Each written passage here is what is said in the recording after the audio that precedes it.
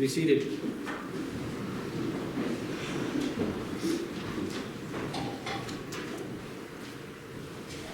There's a lot going on in the gospel text today. The great author and Episcopalian and I think the finest preacher of our time is Barbara Brown Taylor. And if you don't have any of her works, I highly advise, what am I trying to say? Recommend. Yeah, recommend. It's going to be a great sermon, isn't it? Yeah, awesome. I highly recommend that you get some of her works. But I want to tell you that she said one time, don't chew their meat for them.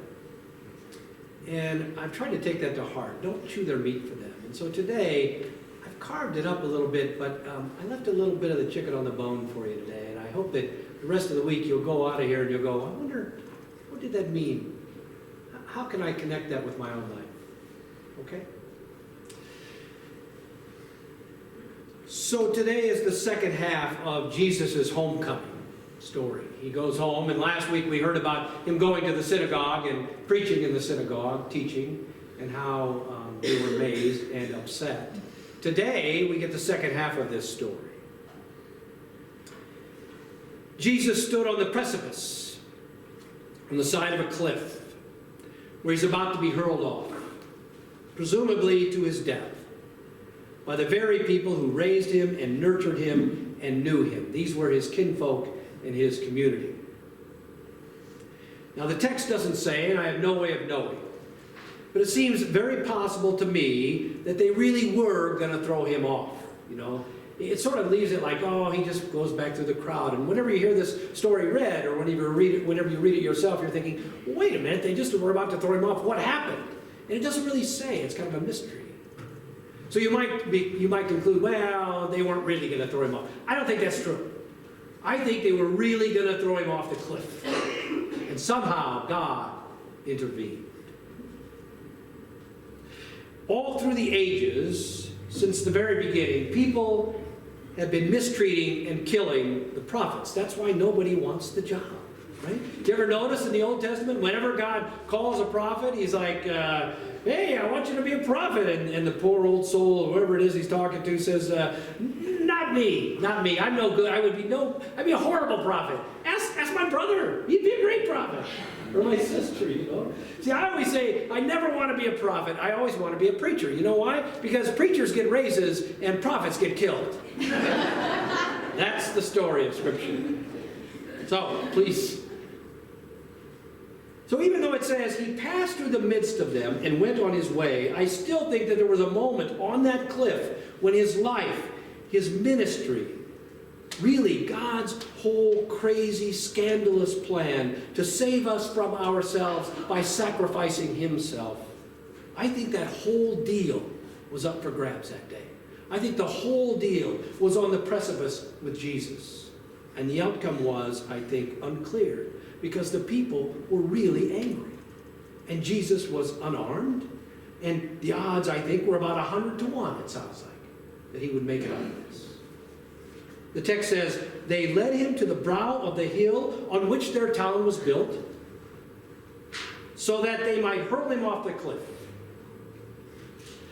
But as mad as they were, which the text says they were murderously mad, they didn't go through with it. They wanted to, but they didn't.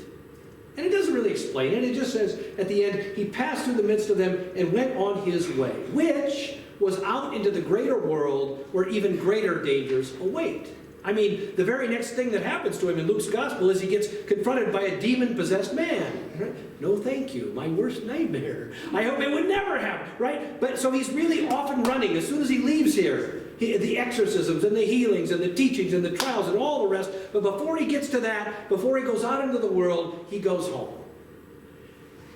And it doesn't go well. It doesn't go well. Which he could have predicted, I think. Because there was an old proverb, he talks about it here. Maybe you've heard it. It's been around a long time, even when Jesus was speaking. The proverb says, no prophet is accepted in their hometown. You've heard that one before?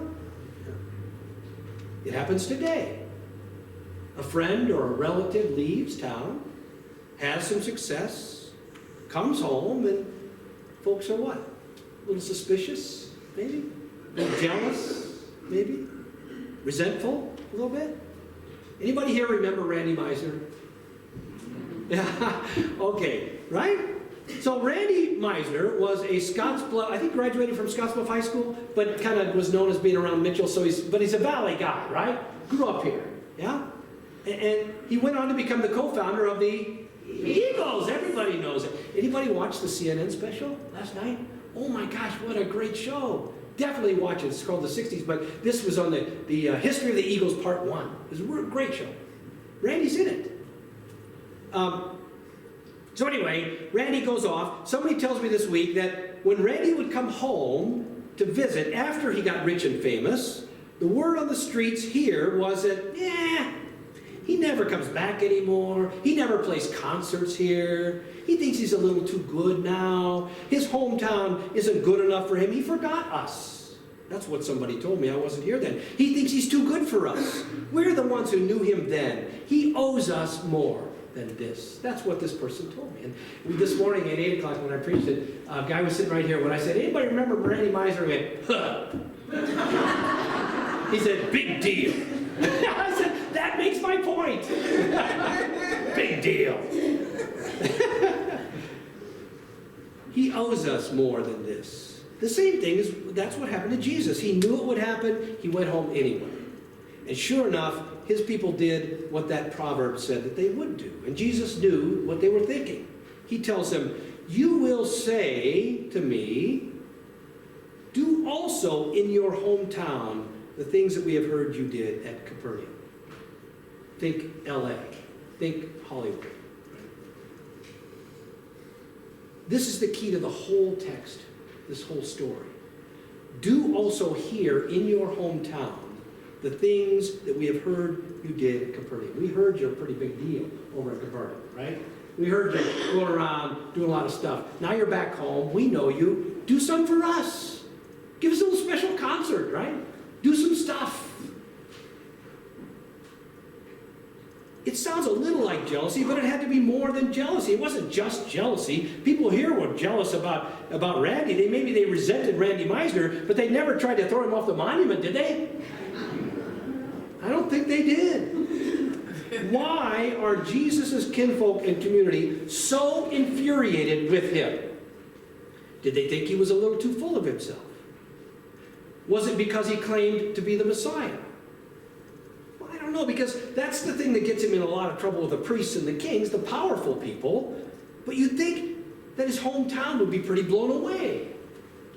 To think that this long-predicted and long-awaited Messiah, sent to save Israel from oppression and bring the good news of God's kingdom, don't you think his family and his friends would be a little bit more like, wow, sweet. We know the Messiah personally. Yay. We have an in with the Messiah. Noise, Maybe they were hoping for some cool insider stuff, because he was one of them. Some special Messiah stuff. So instead of showering them with cool Messiah swag and special insider God wisdom and stuff like that, he reminds them about times in the past when God showed up and worked among people who were outside the community. Those two stories, right? About Naaman and the widow of Zarephath. That's what they are. They're stories about that Israel would have known. His people would have known these stories. And they're stories about when God showed up, but they didn't accept God. So God did the work that God came to do with people and for people who are outside the community. Not the religious elite or the ritually pure or the relatively connected, but a dying widow in a little coastal town on the edge of nowhere. That was the widow. And a leper who served in the army of a completely different king in a completely different kingdom era. Here's what he's telling them when he tells these stories. He says, this is not about you. This is not for you. Or at least he says, this is not just for you. And he's calling them out. He's saying, you, the very people who should know me and trust me, are going to reject me. Just like they rejected the prophets of old. Because, for some reason, you simply can't stand that the God news, the good news, is not good news just for you. For us. Look, he says. Look. It isn't good news at all if it isn't good news for everybody. That's what God has been trying to tell us, he says, ever since Jonah and Jeremiah and G. Manetly. For some reason, that just sends you over the edge. Now, G. Manetly, that's not in the text. That was my word. But for some reason, the idea that the good news was for everybody sends us over the edge. And that did it. That did send them over the edge. They freaked out. And that's when they got so blinded by rage. The kind of rage that happens when somebody tells you a truth that you absolutely don't want to hear. The kind of rage that leads to trouble. The kind of rage that leads to murder. Now, I don't know if Jesus was scared that day. But it had to be comforting to know that this wasn't the first time that people freaked out when they didn't like what God was saying to them.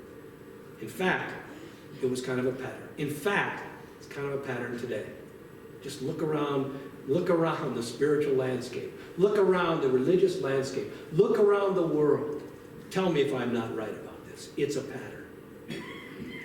Whenever people stand up and say something that is unpopular, maybe Jesus was scared, I don't know, but I think he had to be comforted when he remembered what God said to the prophet Jeremiah when the prophet Jeremiah himself was scared. What did God say? It's in our text from today. He said, do not be afraid of them, for I am with you to deliver you. Do not be afraid of them. When people oppose you, when your life is falling apart, do not be afraid of them, for I am with you to deliver you. And God did deliver Jesus that day. And Jesus did go out and deliver the good news to the disciples and to the crowds. And pretty soon, that good news made it all the way across the known world. And later, it made it all the way to the discovered world. And now, basically, the entire world. Is there anywhere that we haven't been? And yet, there is still another whole world of folks dying to get some good news. And guess what?